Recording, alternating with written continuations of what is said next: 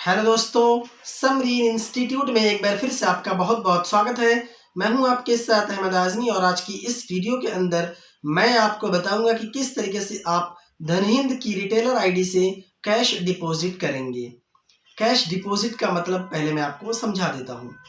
जैसे आपके पास कोई कस्टमर आया और बोला मेरे बैंक में पैसा जमा कर दो, तो उसे बोलते हैं कैश डिपॉजिट।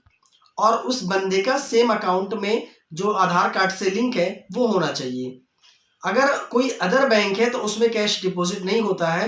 उसका मतलब होता है कि अगर दूसरे बैंक में पैसा भेजना है तो उसे बोलते हैं मनी ट्रांसफर। इसीलिए मैं आपको समझा रहा हूँ कि कैश डिपॉजिट और मनी ट्रांसफर को सही तरीके से समझ लीजिए।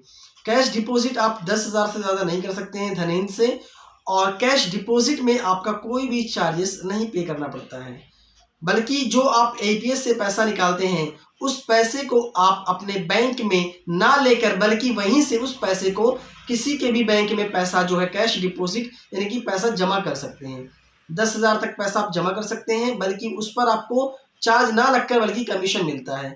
उसी तरीके से अगर हम जब आप ट्रांसफ़र करते हैं पैसा, तो कोई भी कंपनी है जैसे एपीएस जितनी भी कंपनी है वो ट्रांजैक्शन करने पर चार्जेस काटती है। 10,000 अगर आप मान के चलिए भेजते हैं किसी को भी पैसा जमा ट्रांसफ़र करते हैं, तो कोई भी बैंक आप 40 से 50 रुपये बैंक वाला काट लेता है। सिर्फ आपका प्रॉफिट जो होता है वो 40 से 50 रुपये ही प्रॉफिट होता है। तो इस तरीके से बचने के लिए यानी कि चार्जेस से बचने के लिए अगर कोई बंदा आता है बोलता है मेरे सेम बैंक अकाउंट में आधार कार्ड से लिंक है बैंक, आप उसमें पैसा जमा कर दो 10,000, तो आपका कोई भी चार्जेस नहीं लगेगा।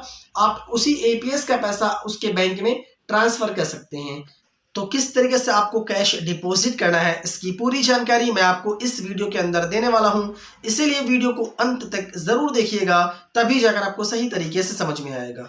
अगर आपने अभी तक हमारे YouTube चैनल को सब्सक्राइब नहीं किया है तो सबसे पहले आप हमारे YouTube चैनल को सब्सक्राइब करके बेल आइकन को प्रेस कर लें, ताकि जितने भी वीडियोस मैं अपलोड करूं उसकी नोटिफिकेशन सबसे पहले आपको अपने मोबाइल फ़ोन पर मिलती रहे। तो चलिए शुरू करते हैं। सबसे पहले आपको जो धनहिंद का रिटेलर एप्लीकेशन है उसे ओपन करना है।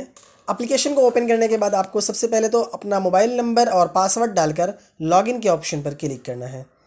लॉगिन के ऑप्शन पर क्लिक करते ही आपके सामने कुछ इस तरीके से इंटरफेस दिखेगा।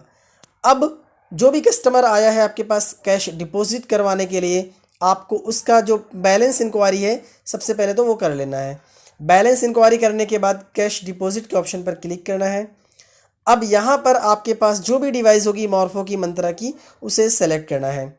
डिवाइस को सेलेक्ट करने के बाद यहाँ पर आप आधार नंबर या फिर वीआईडी यानी कि वर्चुअल आईडी नंबर भी डाल सकते हैं। तो चलिए हम आधार नंबर यहाँ पे डालते हैं। जैसे ही यहाँ पे हम आधार नंबर डाल देंगे, उसके बाद कस्टमर का जो नाम है वो डालना होता है। तो जिसे यहाँ पे आपको कस्टमर का नाम डाल देना है। तो चलिए हम कस्टमर का यहाँ पे नाम डाल देते हैं। कस्टमर का नाम डालने के बाद यहाँ पर अमाउंट डालना होता है। तो हम ऐसे ही कुछ भी नाम और अमाउंट डाल दे रहे हैं, आप इसको सही से डालिएगा। उसके बाद यहाँ पर बैंक के ऑप्शन पे क्लिक करना है यहाँ पे, और जो भी कस्टमर का बैंक है उस बैंक को सेलेक्ट करना है। बैंक को सेलेक्ट करने के बाद सभी चीज़ों को यहाँ पे डालने के बाद स्कैन के ऑप्शन पर क्लिक करना है, और कस्टमर का जैसे ही स्कैन हो जाएगा कंप्लीट, उसके बैंक में पैसा पहुँच जाएगा, तुरंत इंस्टेंट पैसा पहुँच जाता है। तो पैसा पहुंच जाएगा, उसके बाद आप इस तरीके से कैश डिपॉजिट कर सकते हैं। अगर आपको वीडियो से संबंधित कोई भी समस्या हो रही है तो कृपया आप हमें कमेंट करके ज़रूर बताएं, मैं आपकी समस्या का समाधान निकालने की कोशिश करूंगा। अगर आपने अभी तक चैनल को सब्सक्राइब नहीं किया है तो चैनल को सब्सक्राइब करके बेल आइकन को हिट कर लें, ताकि कोई भी वीडियोज़ आपसे मिस ना हो सके। मिलते हैं अगली वीडियोज़ के साथ, तब तक के लिए bye, have a nice day.